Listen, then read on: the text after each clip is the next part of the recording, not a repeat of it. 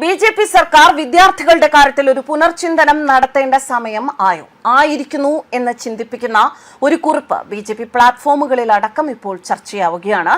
മുൻ വർഷങ്ങളിൽ നീറ്റ് പരീക്ഷയെ പൂർണ്ണമായും പിന്തുണച്ചിരുന്ന ബി.ജെ.പി. മുൻ നേതാവ് കെ അണ്ണാമലൈ ഇപ്പോൾ നിലപാട് മാറ്റി പാർട്ടികളെ പിന്തുണച്ച് രംഗത്ത് വന്നിരിക്കുന്നു. കേന്ദ്ര വിദ്യാഭ്യാസ മന്ത്രി ധർമ്മേന്ദ്ര പ്രധാന്റെ രാജി ആവശ്യപ്പെട്ട് കോക്രോച്ച് ജനതാ പാർട്ടിയുടെ നേതൃത്വത്തിൽ നടക്കുന്ന സമരത്തെ പിന്തുണച്ച് ബി.ജെ.പി. മുൻ നേതാവ് കെ അണ്ണാമലൈ രംഗത്ത് വന്നിരിക്കുകയാണ്.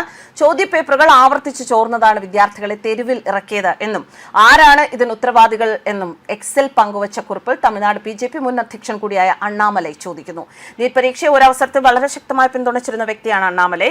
ബി.ജെ.പി. വിട്ടതിനു ശേഷമാണ് ഇക്കാര്യത്തിൽ അദ്ദേഹം നിലപാട് മാറ്റുന്നത് എന്നതും ശ്രദ്ധേയം. മുൻ വർഷങ്ങളിൽ നീറ്റ് പരീക്ഷയെ പിന്തുണച്ചായിരുന്നു താൻ വ്യക്തിപരമായ നിലപാട് എടുത്തിരുന്നത്. രാജ്യത്താകെ പൊതുപരീക്ഷ നടത്തുന്ന തുല്യത ഉറപ്പാക്കുമെന്നും പിന്നാക്കം നിൽക്കുന്ന പശ്ചാത്തലത്തിൽ നിന്നുള്ള കുട്ടികൾക്ക് മെഡിക്കൽ വിദ്യാഭ്യാസം ലഭിക്കാൻ അവസരമൊരുക്കും എന്നുള്ള വിശ്വാസത്തിലായിരുന്നു ഇത്.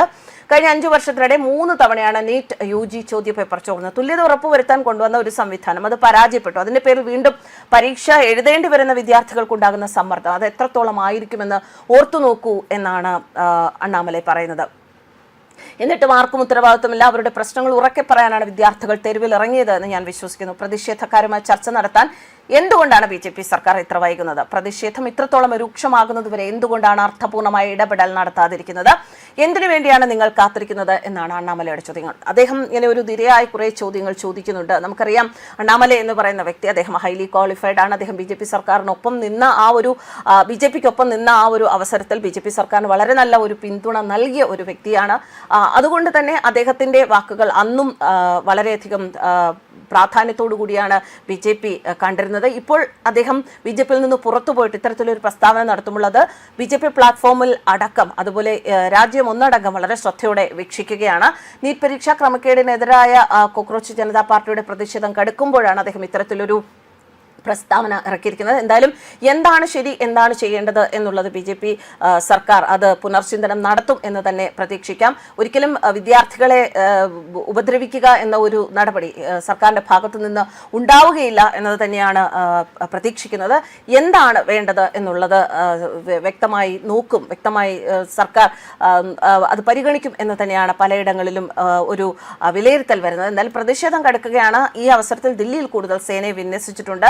30 കമ്പനി കേന്ദ്രസേനയെ ദില്ലിയിലേക്ക് അധികമായി വിന്യസിച്ചിരിക്കുകയാണ്. അടിയന്തര സാഹചര്യം കണക്കിലെടുത്ത് വിമാനമാർഗമാണ് സൈന്യത്തെ എത്തിച്ചത്.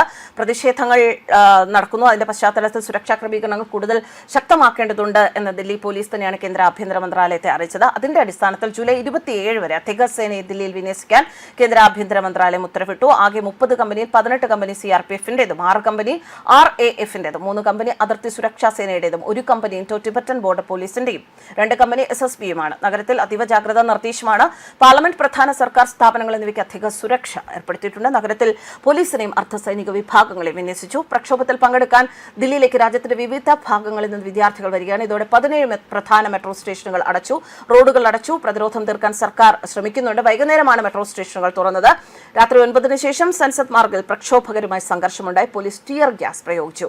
ജന്തർ മന്ദറിലെ സമരവേദിയിൽ എത്തുന്നത് തടയാൻ Rajiv Chowk, Lok Kalyan Marg, central secretariat, ITO തുടങ്ങിയ അതിപ്രധാന 16 മെട്രോ സ്റ്റേഷനുകളാണ് അടച്ചത്. പാർലമെന്റിന് സമീപത്തെ റോഡുകൾ അടച്ച് ബസ് സർവീസുകൾ വഴിതിരിച്ചുവിട്ടു. നഗരത്തിൽ ഇത് വലിയ ഗതാഗത കുരുക്ക് സൃഷ്ടിച്ചു. സമരത്തിനായി രൂപീകരിച്ച വാട്സ്ആപ്പ് ഗ്രൂപ്പുകൾ മരവിപ്പിച്ചിട്ടുണ്ട്. കോക്രോച്ച് ജനതാ പാർട്ടിയുടെ സമൂഹമാധ്യമ അക്കൗണ്ടുകളുടെ പ്രവർത്തനം നിയന്ത്രിച്ചിട്ടുണ്ട്. കേന്ദ്ര വിദ്യാഭ്യാസ മന്ത്രി ധർമ്മേന്ദ്ര പ്രധാൻ രാജിവെക്കും വരെ പിന്നോട്ടില്ല എന്നാണ് CPI അധ്യക്ഷൻ അഭിജിത് ദീപ്കെ വ്യക്തമാക്കുന്നത്. News desk കർമാൻസ്.